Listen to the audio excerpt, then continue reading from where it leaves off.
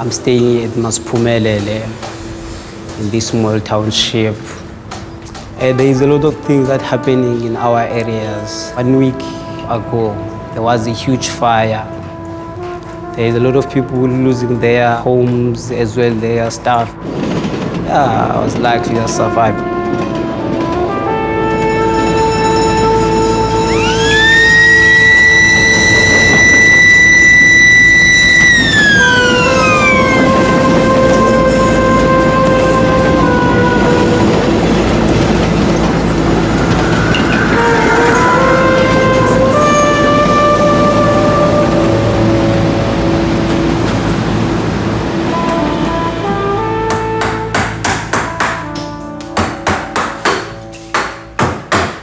Having a factory making puppets meant that we can employ people who wouldn't normally get a job in a vaguely similar area. It's been thrilling for us to be able to do that and to see the effect that this work has on their lives.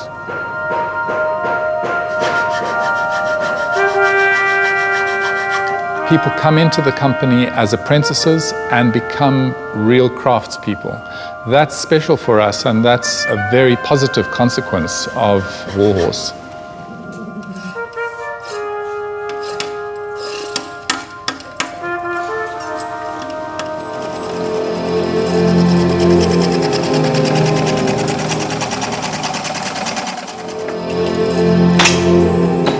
Because of Warhorse, we're able to hand make a whole lot of things. It's an anachronistic activity that we're involved in.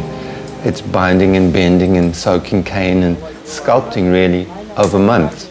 It's still a very handmade process, but what has happened is we've been able to employ people full-time. We've always wanted to teach people how to make puppets. I love the social dynamic of the factory, the development of the people.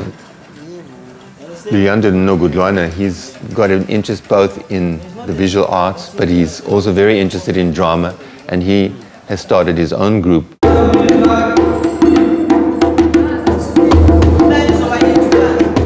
The reason I'm trying to make the puppets, I also try to keep the youth busy because there's a lot of drugs, as well the alcohol. I started to be involved with the puppet at Handspring in 2009. It was my first time to see the puppets, and I was so excited.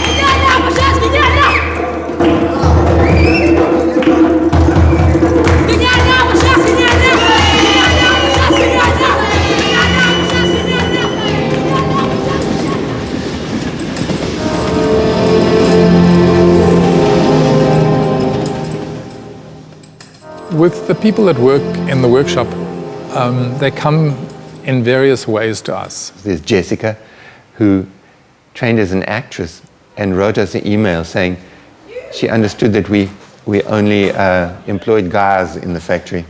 And she said she'd been told by friends of hers that she walked like a man. So we thought, okay, she's in. There's Thais, who developed the cane technology that we use in the horses. Cane's got the two advantages of, on the one hand, it's light and strong, and on the other hand, if you deal with it properly, you can maintain shape with that pretty well. It keeps its shape. As they kind of say, it's got a memory of its own. If you can force it to retain the memory, it stays there forever. Once the ribs are fitted onto the aluminium frame, they need to be spaced in accordance with the design. The shape of the horse is pretty much captured in the setting up of the ribs.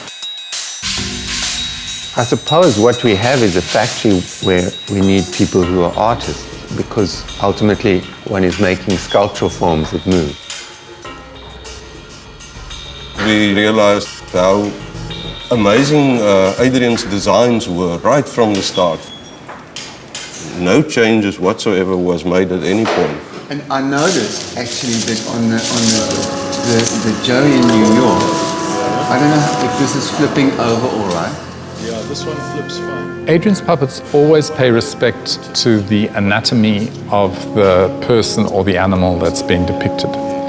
But if you look at them, there's actually quite a large degree of abstraction involved. The degree of abstraction of the horses is out of necessity, really. It's to make a light, flexible figure that encases the necessary manipulators and movement that the horse needs. Adrian knew very little about horses when he started out. He went to museums. He certainly studied horses in stables and on farms, read books, watched videos, spoke to people. He became an expert. The ear, I mean, he's paying attention now because it's kind of half turned. That's focusing his gaze. Yes. It's almost as if he's looking with his ears. Yeah. I looked at Muybridge's horse galloping, and what's amazing about it is that in the middle of the 19th century he was recording a whole range of useful movements and breaking it down into segments.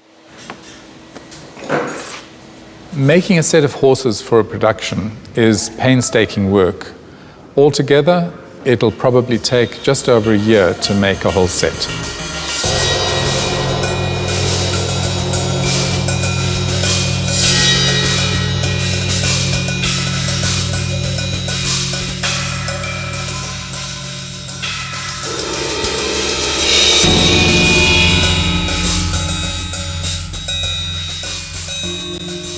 The person inside steers the foot with this solid broomstick control, and underneath this lever pulls that string and attaches to the lower shin there and pulls the lower part of the leg up, and at the same time these tendons passively pull the hoof up as well.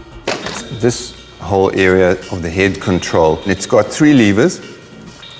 This one, the big one, makes the head go up and down. So you can manipulate the head also with the whole rod or with that lever. And the 2 small levers here moves the ears. The ears are a very important emotional indicator and thought indicator of the horse. You've got a dual function here. You can both move the back leg and with your same hand do the tail. So you walk the back legs rather like this, and you can be flexing the tail as you go.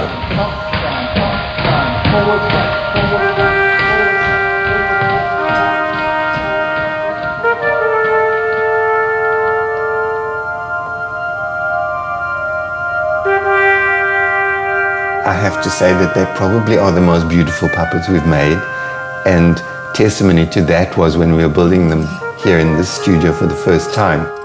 And we had streams of people coming to look at the horses just as they were hanging in here. And we realized that there was something that was attracting them. And when we put them on the stage, people regard them as beautiful, and I'm thrilled about that.